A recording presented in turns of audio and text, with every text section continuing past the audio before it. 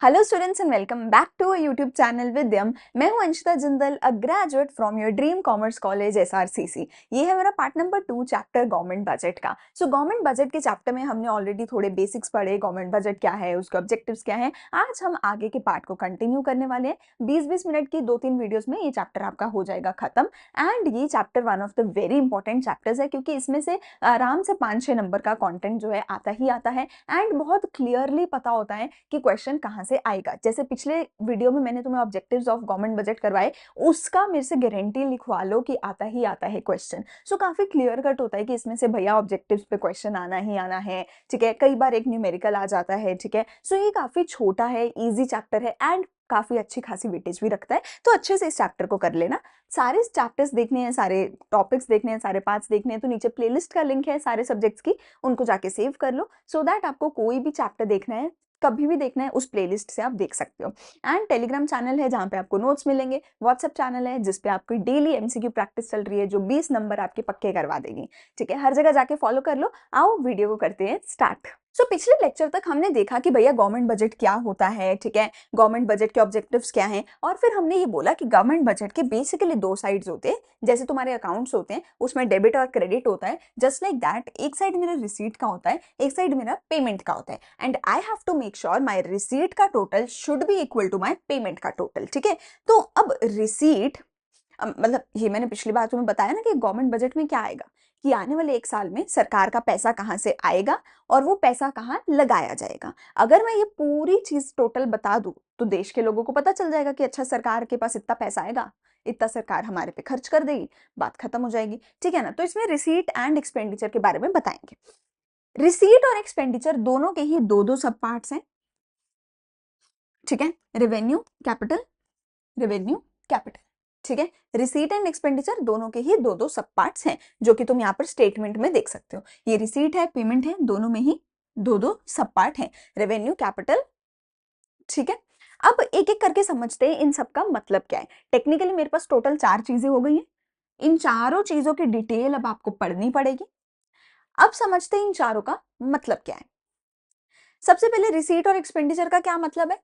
Budgetary receipt यानी कि ये जो टोटल रिसीट है और टोटल एक्सपेंडिचर है, इसका मतलब क्या है। टोटल एस्टिमेटेड, देखो एस्टिमेटेड है ये दोनों चीजें। क्यों? क्योंकि मैं 1 फरवरी को आने वाली 1 अप्रैल से लेके 31 मार्च तक का बजट आपको बता रही हूँ। यानी मैं एडवांस में ही आपको फ्यूचर का बजट बता रही हूँ। तो मैं तो एग्जैक्टली तो नहीं बता सकती 10 रुपए लगाने हैं 10 ही लगेंगे, नहीं। तो मैं एक एस्टिमेट बताऊंगी फ्यूचर का। ठीक है ना, कि फ्यूचर में आने वाले एक साल में इतना पैसा खर्च होगा, इतना पैसा आएगा। तो आने वाले एक साल का estimated money receipt of the government, हर एक सोर्स से, from all the sources during the next financial year, वो होगा बजटरी रिसीट। एंड आने वाले एक साल में कितना टोटल एक्सपेंडिचर होगा सरकार का on all the possible expenses, all the possible things, वो हम पढ़ेंगे बजटरी एक्सपेंडिचर के अंदर। तो अब अगर सबसे पहले बात करें रेवेन्यू रिसीट, ठीक है, पहले दोनों टाइप ऑफ रिसीट की बात करते हैं, रेवेन्यू एंड कैपिटल रिसीट। फिर दोनों टाइप ऑफ एक्सपेंडिचर की बात करेंगे, रेवेन्यू एंड कैपिटल एक्सपेंडिचर। अब देखो, रेवेन्यू का मतलब क्या होता है। रेवेन्यू का मतलब होता है कोई भी ऐसी चीज जिससे आपके एसेट या आपकी लाइबिलिटी पे कोई भी असर नहीं हो रहा है और जो रेकरिंग इन नेचर है, जो वन टाइम नहीं है। ठीक है, कैपिटल का मतलब होगा कोई भी ऐसी चीज जो आपके एसेट या लाइबिलिटी को अफेक्ट कर रही है, आपकी बैलेंस शीट में जा रही है। ठीक है, रेवेन्यू का मतलब है कोई भी ऐसी चीज जो आपकी लाइबिलिटी को भी और एसेट को भी अफेक्ट नहीं कर रही। अब क्योंकि मैं रिसीट की बात कर रही हूँ, रिसीट का मतलब कि तुम्हारे पास पैसा आएगा, तुम्हारे पास पैसा आएगा। पैसा कहाँ से आएगा, या तो कोई एसेट बेच दोगे, कोई एसेट रिड्यूस होगा तो पैसा आ जाएगा, या कोई लोन ले लोगे, उधार ले लोगे, लाइबिलिटी बन जाएगी तो पैसा आ जाएगा। ठीक है ना, पर क्योंकि रेवेन्यू रिसीट है तो ना तो तुम्हारी कोई लाइबिलिटी बढ़ेगी और ना ही कोई एसेट रिड्यूस होगा, और फिर भी तुम्हारे पास पैसा आ जाएगा, उसको बोला जाएगा रेवेन्यू रिसीट। ठीक है, ये रेकरिंग इन नेचर होता है, यानी कि बार बार होता है। ठीक है, इससे it neither this neither creates any liability nor reduces any asset and it is recurring in nature। Revenue receipt की भी मेजरली दो टाइप्स होती हैं, तुम यहाँ पे देख सकते हो, non tax and tax receipt होती है। टैक्स रिसीट बेसिकली दो होती है, डायरेक्ट टैक्स, इनडायरेक्ट टैक्स, जो सरकार हमसे टैक्स वसूलती है उसकी बात हो रही है। नॉन टैक्स रिसीट बहुत सारे टाइप्स की होती हैं, फाइन्स एंड पेनल्टीज, दिस, इन सब के बारे में एक एक करके समझेंगे। सो रेवेन्यू रिसीट क्या है? जिसकी वजह से हमारा कुछ भी टैक्स कुछ भी एसेट या लाइबिलिटी अफेक्ट नहीं हो रहा। रेवेन्यू रिसीट का पहला टाइप है टैक्स, टैक्सेबल रिसीट, ठीक है। तो ये वो वाला लीगल कंपलसरी पेमेंट है जो हमें सरकार को करना पड़ता है, ठीक है, अपनी इनकम पे, अपने किसी भी प्रोडक्ट या सर्विस पे, अपने वेल्थ पे, अपने इंपोर्टेंट एक्सपोर्ट पे। ये कंपलसरी है, हम सरकार को मना नहीं कर सकते कि मैं तुम्हें टैक्स नहीं दूंगा। हर एक मनुष्य को, जो भी एक कंट्री का सिटीजन है, उसको ये टैक्स देना पड़ेगा। अब टैक्सेस दो तरीके के होंगे, या तो डायरेक्ट या तो इनडायरेक्ट। डायरेक्ट टैक्स बेसिकली इंसानों पे लगाया जाता है या फिर कंपनीज पे लगाया जाता है, बेसिकली इनकम पे लगाया जाता है। डायरेक्ट टैक्स का मतलब होता है that liability to pay the tax and the burden जो है सेम ही इंसान पे होता है और वो शिफ्ट नहीं हो सकता, ठीक है। मतलब कि अगर मेरी इनकम पे टैक्स लग रहा है तो पैसा कौन भरेगा? मैं। सरकार के पास जमा कौन कराएगा? मैं। यानी कि बर्डन किस पे है? मेरी जेब पे है।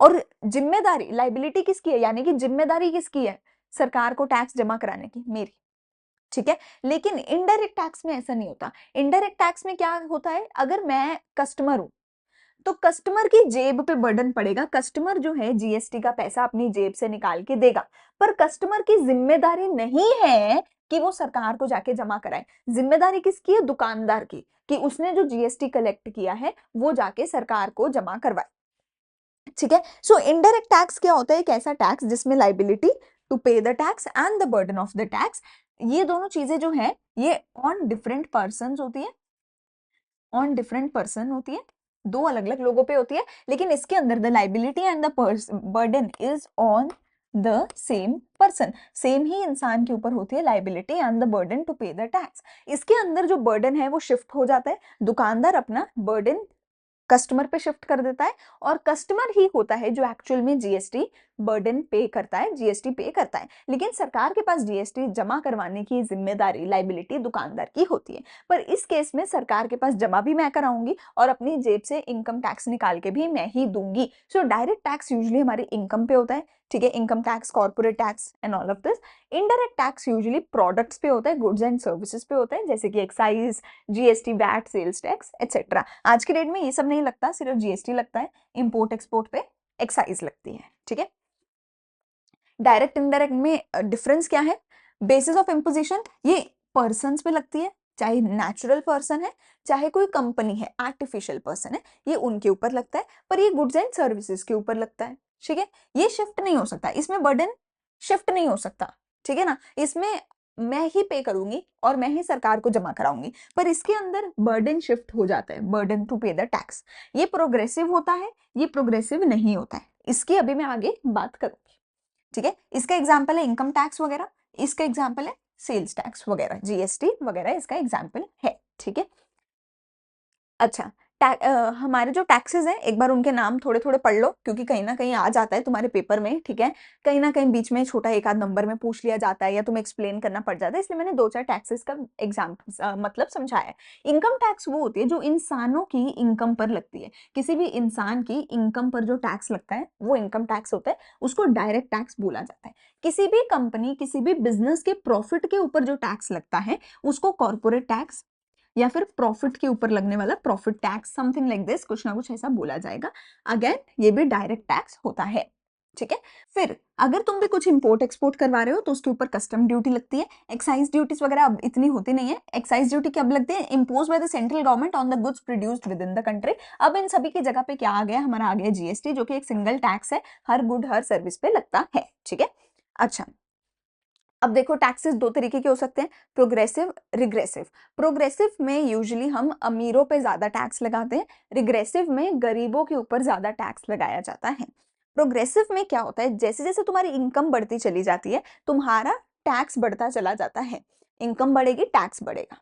यानी कि तुम जितने अमीर हो टैक्स उतना ज्यादा है, तुम जितने गरीब हो टैक्स है ही नहीं, ठीक है। इसको बोला जाता है प्रोग्रेसिव टैक्स। रिग्रेसिव टैक्स होता है जो बेचारे गरीबों के ऊपर ज्यादा जिसका बर्डन पड़ता है, जिसका एक क्लासिक एग्जाम्पल है हमारा जीएसटी, जो कि एक रिग्रेसिव टैक्स है। जीएसटी के अंदर क्या होता है कि किसी ने भी अगर एक शूज खरीदे, तो फॉर एग्जाम्पल अगर शूज पे 500 रुपए का जीएसटी लगेगा, तो एक गरीब बंदे के लिए 500 रुपए का जीएसटी भरना बहुत मुश्किल है शूज के ऊपर, पर एक अमीर बंदे को तो फर्क भी नहीं पड़ेगा 500 रुपए का जीएसटी भरने में। सो जो जीएसटी है वो क्योंकि बिल्कुल सेम है अमीरों के लिए भी गरीबों के लिए भी, तो उसकी वजह से क्या होता है कि जो अमीर है उसको तो कोई फर्क नहीं पड़ेगा 500 रुपए भरने में, पर जो गरीब है वो बेचारा शूज खरीद नहीं पाएगा, या उस गरीब के लिए वो शूज बहुत महंगा हो जाएगा जस्ट बिकॉज उसको भी वही सेम 500 रुपए भरने पड़ेंगे उस शूज के लिए।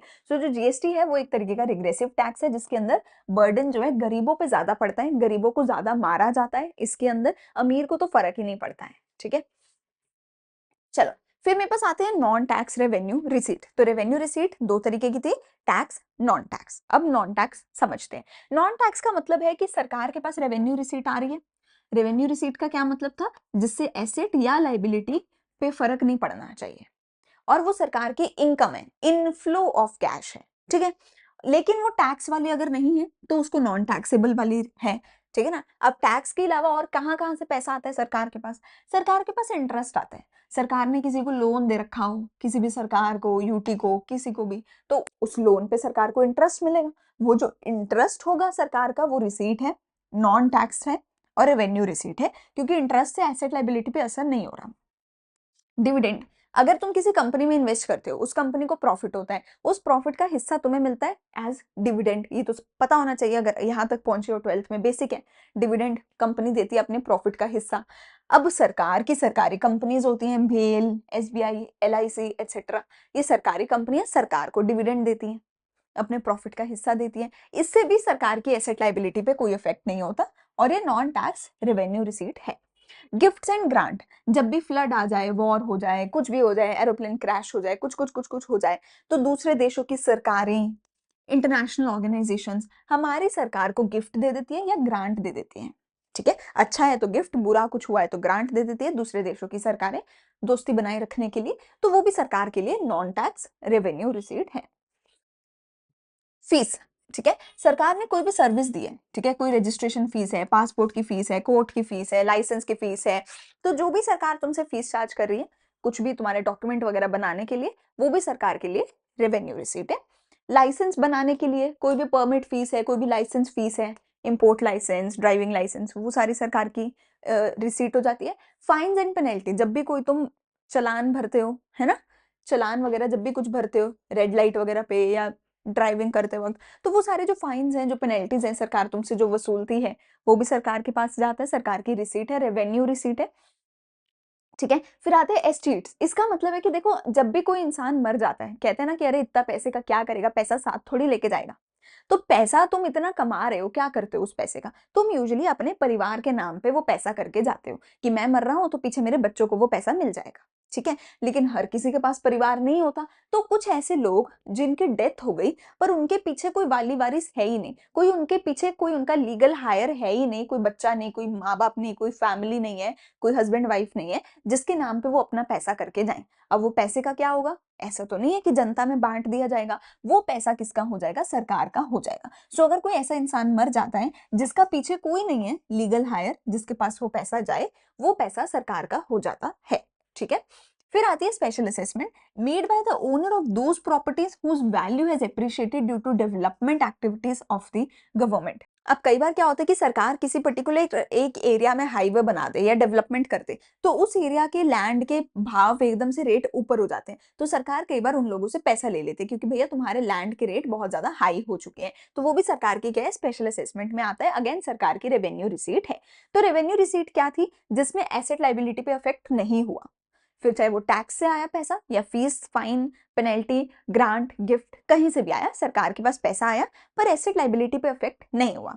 On the other hand capital receipt एक ऐसी रिसीट होगी जिसमें सरकार के पास पैसा आया पर या तो सरकार का एसेट रिड्यूस हो गया या तो सरकार की कोई लाइबिलिटी रिड्यूस हो गई, सॉरी क्रिएट हो गई, क्योंकि पैसा आएगा कैसे आएगा, या तो कोई लोन लिया होगा, है ना, तो कोई लाइबिलिटी क्रिएट हो गई, या कोई एसेट बेचा होगा तो एसेट रिड्यूस हो गया। तो अगर एसेट और लाइबिलिटी की वजह से पैसा आ रहा है तो उसको कैपिटल रिसीट बोला जाएगा, पर जहां एसेट और लाइबिलिटी इन्वॉल्व नहीं थे उसको क्या बोला गया था, जहां एसेट और लाइबिलिटी इन्वॉल्व नहीं थे उसको क्या बोला गया था, रेवेन्यू रिसीट।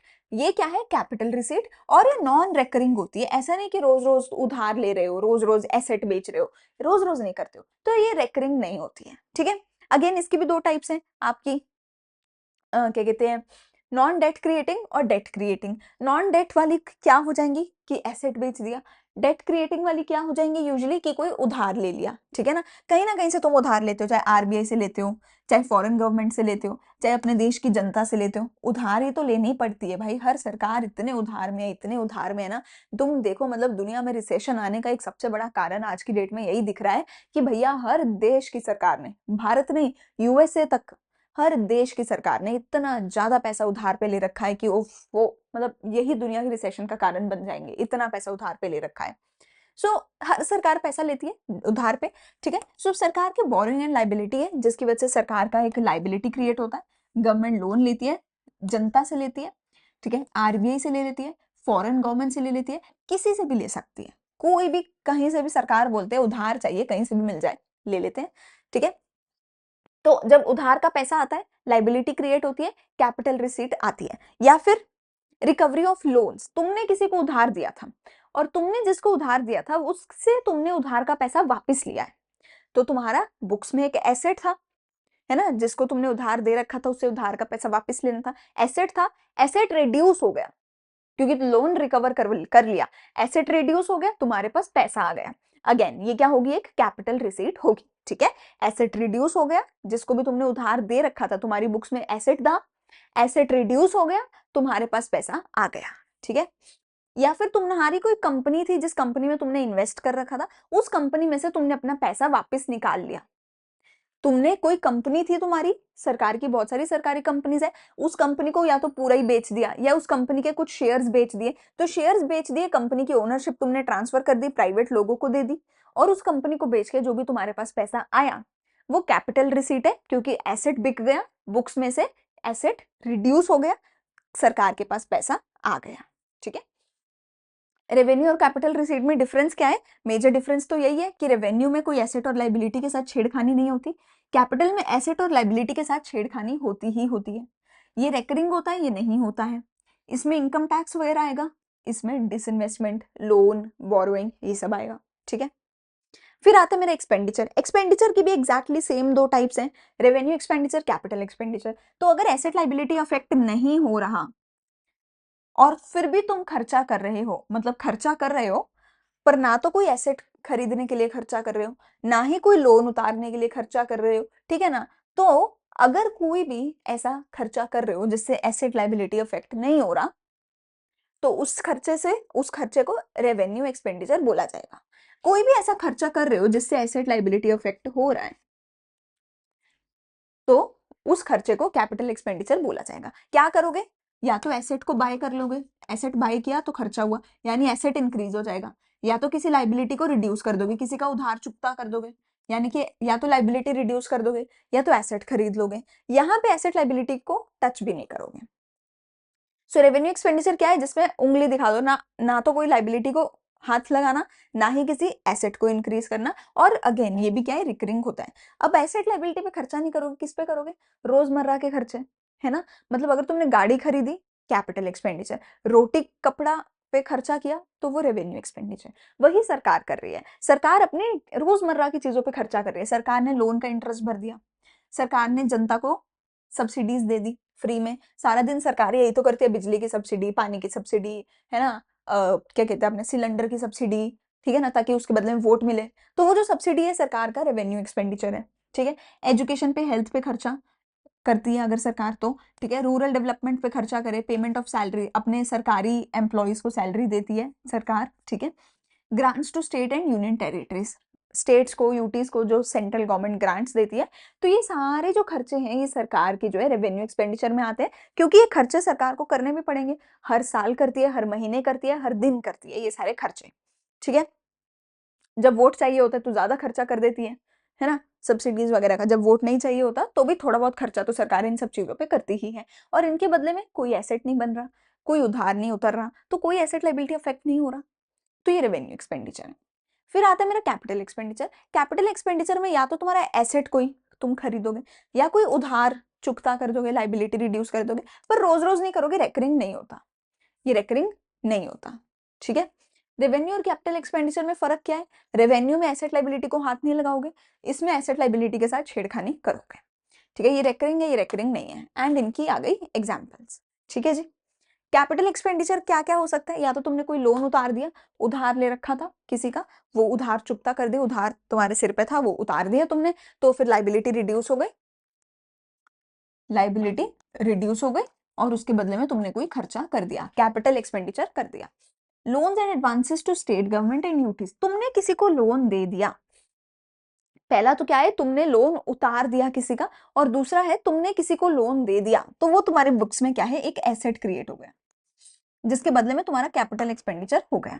ठीक है, तुमने कोई एसेट खरीद लिया, ये तो लोन्स टू फॉरेन गवर्नमेंट तो सेम ही बात हो गई कि तुम्हारा एक एसेट क्रिएट हो गया, कैपिटल एक्सपेंडिचर हो गया, या फिर कोई एसेट ही खरीद लिया, ठीक है, किसी एसेट पे ही खर्चा कर दिया, कोई सड़कें बनाना, डैम्स बनाना, कोई भी इंफ्रास्ट्रक्चर प्रोजेक्ट पे खर्चा कर दिया, that is your asset. Asset के बदले में आपका कैपिटल एक्सपेंडिचर हुआ, और इसके बदले में ऑब्वियसली इन रिटर्न आपको पैसा भी मिलेगा, क्योंकि एसेट है, एसेट तो आपको रिटर्न भी देगा। ठीक है, तो ये हो गया आपके कैपिटल एक्सपेंडिचर। यहाँ पर हमने चारों खत्म कर लिए, revenue, receipt, capital receipt, revenue expenditure, capital expenditure. अब इसके लिए एक बहुत इंपॉर्टेंट बात आपके लिए ये है कि प्लीज, मैंने यहाँ पे बहुत सारे क्वेश्चन दिए हैं, प्लीज इनको सॉल्व करना। नीचे टेलीग्राम चैनल का लिंक है, वहां पे नोट्स मिल जाएंगे आपको, ये सारे पूरा पीडीएफ मेरा मिल जाएगा। जितनी भी मैंने आइटम्स लिखी हैं, हर एक आइटम का जरूर पढ़ना, क्योंकि दूसरे नंबर पे इंपॉर्टेंट यही है। क्वेश्चन नहीं पूछेगा what is revenue receipt, what is revenue expenditure, no, question will ask you what is corporation tax, what is it? Is it revenue receipt, or is it capital receipt, or is it capital expenditure? Tell me, it's revenue receipt। ठीक है, ऐसे करके मैंने बहुत सारे question यहाँ पर डाले हैं। सो प्लीज आप ये सारे क्वेश्चंस को सॉल्व करना, इन सभी को, और अपने आप से करना, ऐसे नहीं कि देख देख के कर लिया, इन सबको अपने आप से सॉल्व करना। ठीक है, और फिर हम मिलेंगे अगले पार्ट में, पार्ट नंबर 3 में, अगले चैप्टर, अगले टॉपिक के साथ। ठीक है, जहां पर हम इस चैप्टर को प्रोबेबली कर देंगे खत्म। अगर कोई भी डाउट है तो कमेंट सेक्शन में मुझे पूछ सकते हो टाइम स्टैम्प के साथ। अगर कुछ अच्छा लगे तो प्लीज बताना। अगर पूरा लेक्चर यहाँ तक सुन लिया तो डन लिख के जाना कमेंट सेक्शन में, सो दैट आई नो कि तुमने पूरा लेक्चर खत्म कर लिया है। हम मिलने वाले हैं अगली वीडियो में अगले पार्ट के साथ। Thank you, bye bye.